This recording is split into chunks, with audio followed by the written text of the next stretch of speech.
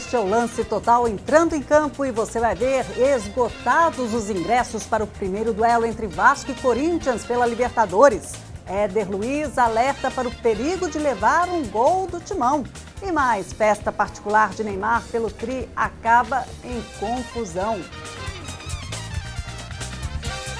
O Caldeirão vai ferver no duelo entre Vasco e Corinthians nesta quarta-feira pelas quartas de final da Libertadores. Estão esgotados os ingressos para o setor das arquibancadas e das sociais no estádio de São Januário. Essa manhã, o técnico Cristóvão Borges reuniu os jogadores em campo antes de iniciar o coletivo. O treinador quer acabar com a síndrome do segundo tempo contra o Timão.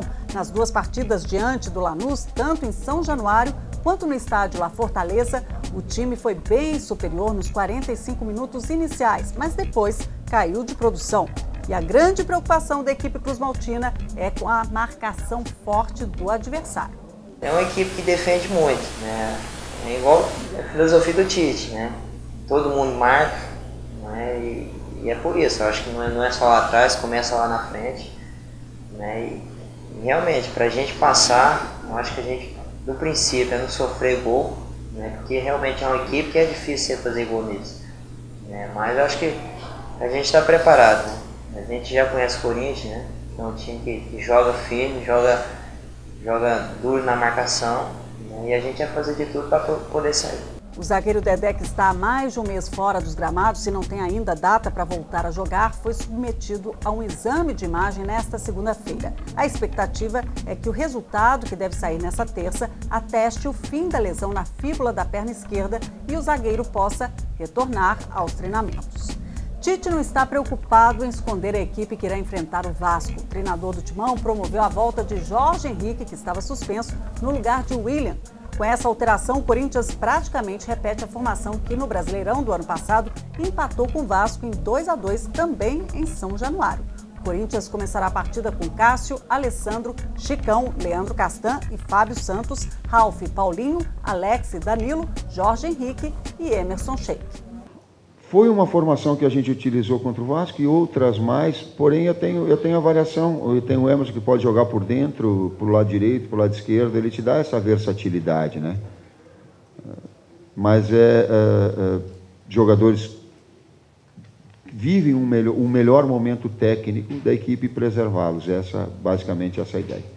Campeonato Brasileiro. Com o fim dos estaduais, os clubes começam a se movimentar para a disputa do título nacional. No Flamengo, a semana que antecede o início da competição começou com a notícia do retorno de Ibson ao time rubro-negro. O meia, que comemorou a conquista do Paulista com o Santos nesse último domingo, está sendo aguardado no Rio de Janeiro para assinar por 3 temporadas com o Clube da Gávea. A única pendência no momento é o pagamento de cerca de R$2,5 milhões pela dívida pendente do Peixe com o Spartak de Moscou. Thiago Bockel, quanto o Ibson pode contribuir com o time rubro-negro nessa temporada?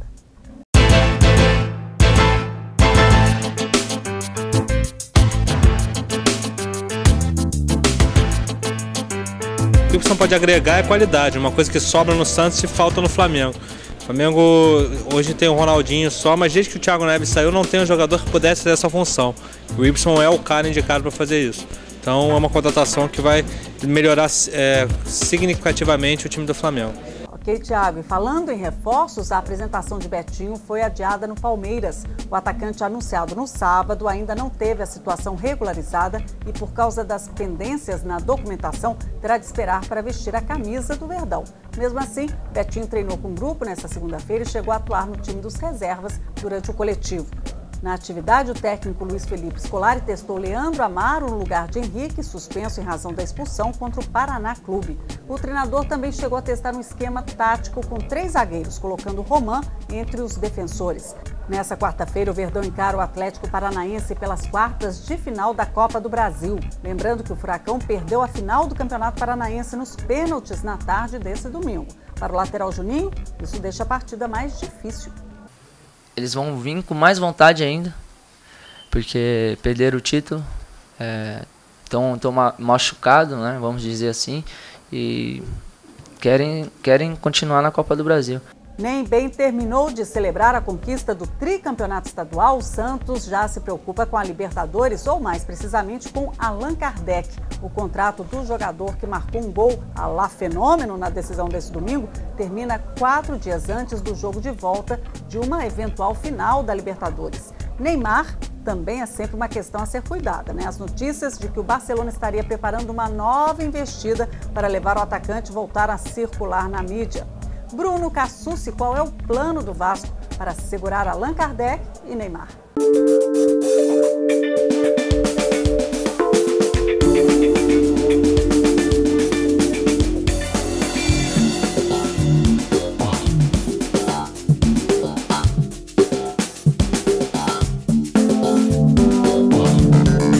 Bem, a negociação para manter o Allan Kardec no Santos tem 2 etapas. A primeira é uma prorrogação do contrato, porque o vínculo dele com o Santos acaba 4 dias antes da final da Libertadores.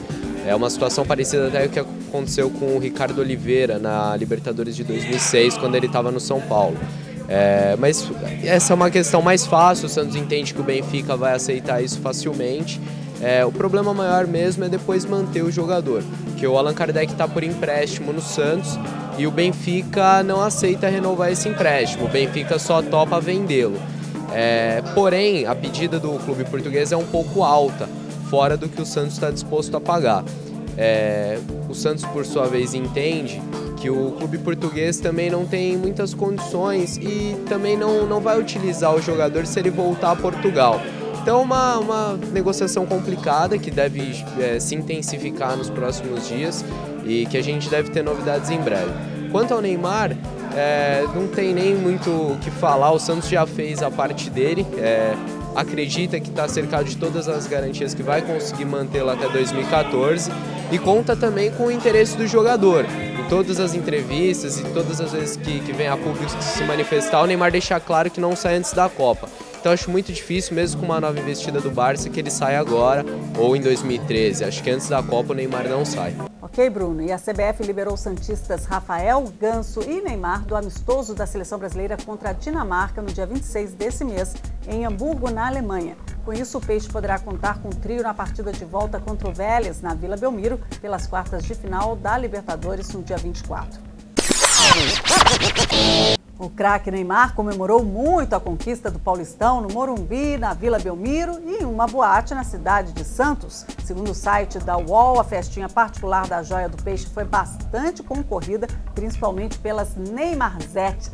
Preocupada com a invasão das fãs do atacante, a organização do evento alertava aos convidados a não solicitarem autógrafos e nem tirarem fotos. Os seguranças estavam implacáveis e barraram até mesmo o zagueiro Rafael Caldeira e o volante Anderson Carvalho, reservas do time santista.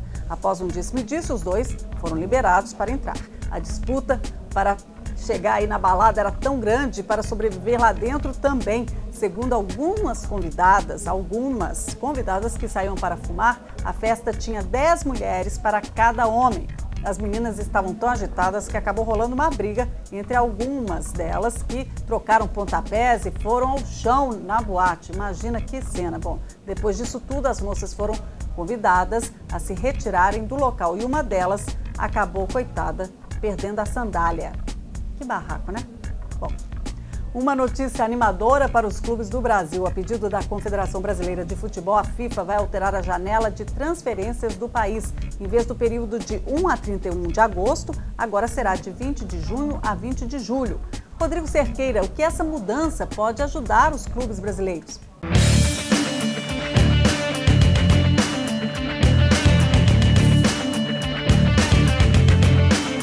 A mudança anunciada pela CBF da antecipação da janela de transferências internacionais tem tudo para dar um upgrade aí no Campeonato Brasileiro logo nas primeiras rodadas. A partir da 6ª rodada, os clubes já vão poder contar com jogadores que forem contratados que atuam no exterior, como é o caso do Grêmio, que anunciou o meia Zé Roberto, ex-Santos, e outros clubes aí que buscam também grandes estrelas do futebol mundial, como é o caso do Botafogo, que sonha com o Sidorf, o Flamengo, que é o volante Cáceres, que atua no Paraguai. E isso pode reforçar ainda mais as equipes na disputa do Campeonato Brasileiro. Deve acontecer uma correria aí por reforços nas próximas semanas. E quem vai ganhar com isso é o torcedor e, claro, os clubes que vão estar mais reforçados e a disputa só tende a aumentar logo nas primeiras rodadas. Obrigada, Rodrigo. E no São Paulo, dia de mudanças na equipe titular. Liberado do afastamento pela diretoria, o zagueiro Paulo Miranda voltou a ser testado entre os 11 jogadores que devem começar na partida contra o Goiás na próxima quarta-feira pela Copa do Brasil. Além dele, o meia Jadson também voltou ao time na vaga de Fernandinho, que treinou entre os reservas. Cícero, que com Jadson em campo faz uma função mais recuada, espera uma partida complicada contra o Esmeraldino. O Goiás é uma equipe que não subiu ano passado, mas estão tentando formar um time para subir esse ano. E quando encarou o Atlético Mineiro, você viu a força que foi dentro do Serra Dourada e soube jogar pelo resultado fora de casa. Então é uma equipe perigosa que você tem que respeitar, porque esse futebol brasileiro, tudo é possível, no Mundial também, então a gente tem que estar atento a isso daí. Basquete, Hélio Rubens Garcia não é mais técnico do Franca. O treinador anunciou a saída da equipe através de uma carta na qual ele diz para a diretoria do clube procurar um substituto para ele assim que seu contrato terminar no dia 30 de julho. Vôlei, a seleção brasileira feminina está classificada para os Jogos Olímpicos de Londres. A equipe do técnico Zé Roberto Guimarães superou o fracasso na Copa do Mundo do Japão e conseguiu a vaga com o título do pré-olímpico sul-americano após uma vitória neste domingo sobre o Peru por 3-0. Um dos maiores artilheiros europeus da última década, o holandês Ruud van Nistelrooy, anunciou sua aposentadoria nesta segunda-feira. Aos 35 anos, o atacante diz ter chegado ao seu limite como profissional. Após marcar passagem no Manchester United e no Real Madrid, Van Nistelrooy encerra sua carreira no Málaga. Ele deixa o clube espanhol classificado à Liga dos Campeões da próxima temporada, um fato inédito na história do time. As conquistas dos estaduais fizeram a alegria e a tristeza de milhares de torcedores neste domingo brasileiro. O Lance Total sai de campo com as imagens de alguns dos momentos festivos dessa grande confraternização do futebol. A gente volta nessa terça. Vejo você.